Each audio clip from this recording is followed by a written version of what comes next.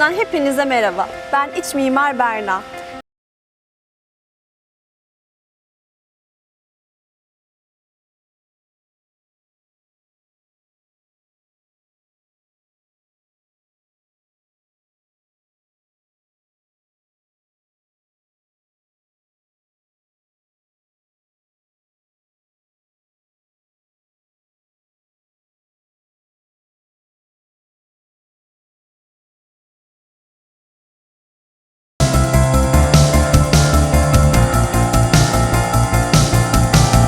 Daireyi anlatmaya geçmeden önce size biraz çevresel özelliklerinden bahsedeceğim.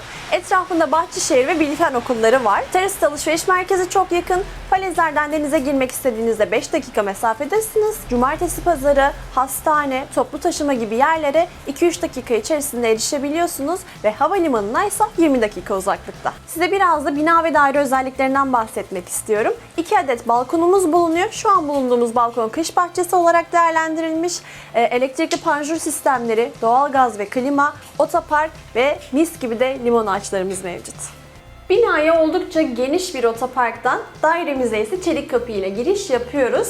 Şu anda giriş holündeyiz. Giriş holümüz yaklaşık 18 metrekareden oluşuyor ve buradan hemen sağımda bulunan salona, sol tarafımda bulunan yatak odası, mutfak, misafir tuvaleti ve banyoya geçişler mevcut.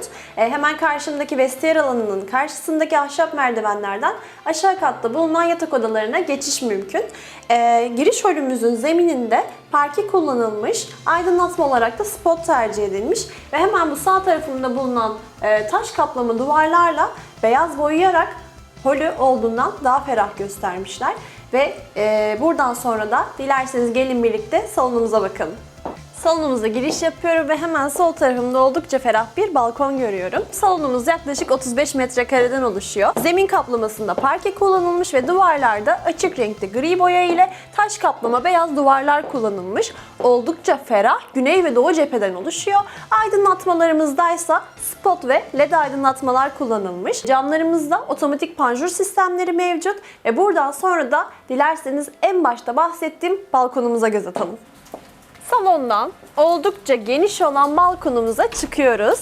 Sağ tarafımda hemen bir barbekü görüyorum. Zeminimizde seramikler kullanılmış. Etrafındaki peyzaj tasarımı, mis gibi toprak kokusu ve şu an yağan yağmurla bana çok güzel şeyler hayal ettiriyor. Tabii ki bunların hepsinden öneriler kısmında bahsedeceğim. Videoyu izlemeye devam ediyoruz. Salonumuzdan çıktıktan sonra tekrar giriş holündeyiz. Giriş holünde size göstermek istediğim bir şey var. Bu sol tarafında bulunan vestiyer. Vestiyerin hemen yanına koydukları pencereyle birlikte hole doğal ışığı almışlar. Ve aydınlatmasında spot kullanıldığından bahsetmiştim. Spotların yerleştirildiği organik formlu tavan gerçekten çok şık bir hava katmış holümüze. Holümüzden sonra size biraz misafir tuvaleti ve banyodan bahsedeceğim. Gelin birlikte misafir tuvaletine göz atalım. Hemen girişimizde yer alan misafir tuvaleti yaklaşık 2 metrekareden oluşuyor. Fakat metrekaresine karşın kullanılan döşemelerin renginden dolayı olduğundan daha ferah ve daha geniş görünüyor. Aydınlatmasında spot kullanılmış, klozet tipi olarak da asma tercih edilmiş. Hemen arkamda yer alan bu çamaşır bölmesinden de bahsetmek istiyorum. Çünkü banyoya geçeceğiz birazdan. Banyonun metrekaresinden yememek için böyle bir alan oluşturulmuş ve oldukça da mantıklı olmuş. Buradan sonra da gelin birlikte banyoya bir göz atalım. Dairemizin banyosundayız şu anda. Banyo 5 metrekareden oluşuyor. Tıpkı tuvalette olduğu gibi burada da açık renkte seramikler kullanmışlar. Hemen bu sağ tarafındaki duş sisteminde zemine sıfır flat bir duş sistemi kullanılmış ve aydınlatmalarda da spot tercih etmişler.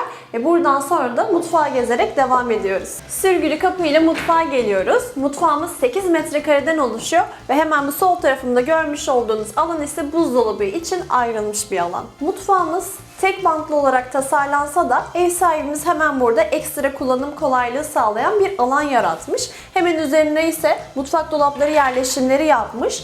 Mutfakta ne kadar fazla dolap o kadar iyi aslında. Bunu hepimiz biliyoruz.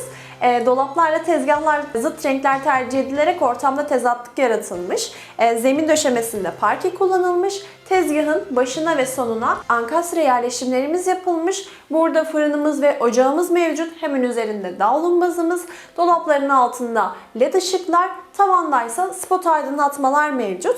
Arkamda gördüğünüz pencere ile birlikte de ortama doğal ışık alınımı sağlanmış. Buradan sonra da evimizi gezmeye yatak odalarıyla devam ediyoruz. Yatak odalarından birincisindeyiz şu anda. Burası yaklaşık 10 metrekareden oluşuyor. Zemininde parke kullanılırken duvarlarda gri renkli duvar boyası kullanılmış. Aydınlatma tercihlerinde orta aydınlatma armatürünün dışında spot ve led aydınlatmalar da kullanılmış. Bu oda hakkında en güzel özelliklerden bir tanesi buradaki doğu cephesinde kış bahçesi olarak değerlendirdikleri balkonu. Size biraz kış bahçesini de göstermek istiyorum. Yatak odasının kendine ait olan kış bahçesindeyiz şu anda. Burada balkonu aslında kapatarak bir kış bahçesi haline getirmişler. Burada peyzaj tasarımlarını görebiliyorsunuz, otoparkı görebiliyorsunuz, binanın girişini görebiliyorsunuz. Oldukça güzel değerlendirirseniz Antalya'nın bu güzel yağmurlarının da tadını çok güzel çıkarabileceğinizi düşünüyorum. Üst katı bitirdiğimize göre yatak odalarının yer aldığı alt kata buradaki ahşap merdivenleriyle inebiliriz. Ve ilk olarak da çocuk odasını geziyorum. Çocuk odasına giriyorum. Çocuk odamız 14 metrekareden oluşuyor. Zemininde koyu renkli parke kullanılırken duvarlarında açık renkli duvar boyası kullanılmış. Ve hemen burada gördüğünüz Japonların tarzını yansıtan bir mobilyadan bahsetmek istiyorum. Üst kısmını uyku elemanı olarak değerlendirirken alt kısmını çalışma ve dinlenme alanları olarak değerlendirmişler. Buradaki merdivenle yatağa çıkıp iniyorsunuz. Oldukça mantıklı. Mobilyanın yerleştirildiği duvarsa taş duvar kaplama olarak kullanılmış. Odanın aydınlatmalarındaysa orta aydınlatma armatürleri tercih edilmiş. Ve buradan sonra da evin vestiyer kiler olarak değerlendirilen alanlarına bakacağız. Çocuk odasından taş duvarlar ve ahşap merdivenler eşliğinde çıkıyorum. Tam karşımda ebeveyn yatak odası, sağ tarafımda ise vestiyer alanı var. Şimdi onları biraz göz atacağız. Evet, evimiz 3+1 fakat burada 6 metrekare kadar ayrılmış ekstra bir alanı mevcut. Siz burayı ister vestiyer, ister kiler, ister giyinme odası olarak değerlendirebilirsiniz. Yatak odamıza giriyoruz ve yatak odamızda duvarlarda yer yer kullanılan taş ve tuğla görüntüsünün gerçekten çok hoşuma gittiğini söylemek istiyorum. Ek olarak da odanın kendisine ait bir giyinme alanı mevcut. Zemininde koyu renkli ahşap parke tercih edilmiş. Odamızın toplam metrekaresi ise 20 metrekareden oluşuyor. Buradan sonra da giyinme odasına da bir göz atalım istiyorum. 7 metrekareden oluşan giyinme odamızda bol bol depolama alanları var ve tam olarak da burada makyaj masası olarak değerlendirebileceğiniz ışık alan harika bir köşesi var.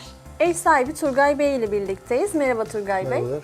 Öncelikle evi satma sebebinizi sormadan önce bu evi ilk olarak ne zaman satın aldınız, neden satın aldınız onu merak ediyorum. 3 yıl önce kendi oturduğum yere ofis yapmaya karar verdim. Onun için başka bir ev arayışına girdik ama biz zemin bahçe dubleksi ya da müstakil bir ev bakıyorduk. Burası çok hoşumuza gitti. Çünkü hem bahçe içinde, sokakta geniş olduğu için araç park sorunu yoktu. Ayrıyeten de park yeri vardı.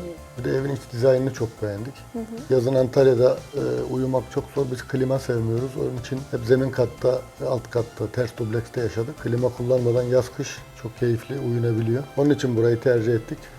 Çok severek 2 yıl oturduk. Peki Yani şu an severek neden aldık. satıyorsunuz? Şu an neden satıyoruz? Ofisimizde 2 tane köpeğimiz vardı. Köpeklerimiz öldü.